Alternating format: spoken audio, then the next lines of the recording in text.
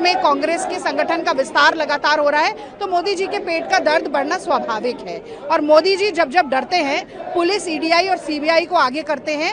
ये इतिहास इस बात का गवाह है। 95% केसेस में ईडी और सीबीआई किसी कंक्लूजन तक नहीं पहुंच पाती। तो मैं जानना चाहती हूँ कि 95% ये जो केस फेल होते हैं, ये विपक्ष के ऊपर ही क्यों होते हैं?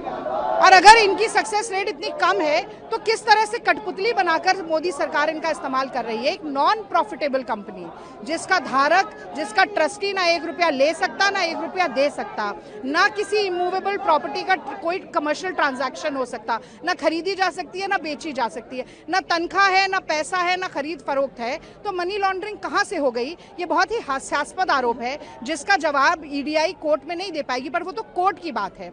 पर एक जो पब्लिक परसेप्शन की भी लड़ाई है, मोदी जी को ये लग रहा है कि वो जितना दबाएंगे हम दबते जाएंगे, वो दमन करेंगे, हम दमन बर्दाश्त करेंगे। पर गांधी जी ने कहा था कि अन्याय को बर्दाश्त करने वाला भी अन्याय का भागीदार है।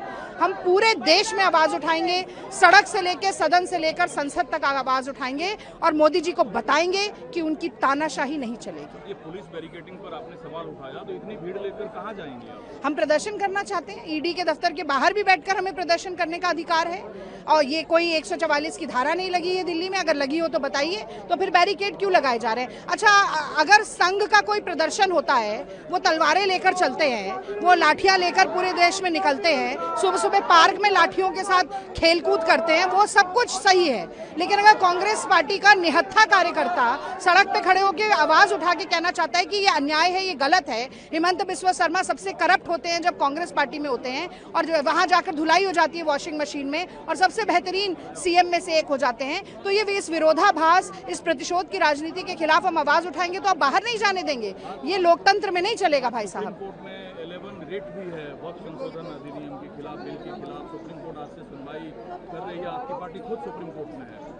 नहीं, वो तो है। अब देखिए, वक्फ अमेंडमेंट बिल जो है उसकी लड़ाई अलग चल रही है, उसमें भी एक पब्लिक परसेप्शन की लड़ाई है, कोर्ट की लड़ाई है। कोर्ट में भी लड़ाई लड़ेंगे और हम जमीन पर भी लड़ाई लड़ेंगे, और ये दोनों जब एक साथ मिलते हैं तब मुझे लगता है एक बड़ा बदलाव समाज में भी आता है, देश में आता है, कानून व्यवस्था में आता है। और सरकार अगर निरंकुश होगी तो निरंकुश सरकार की नाक में नकेल डालने का काम कांग्रेस पार्टी करेगी।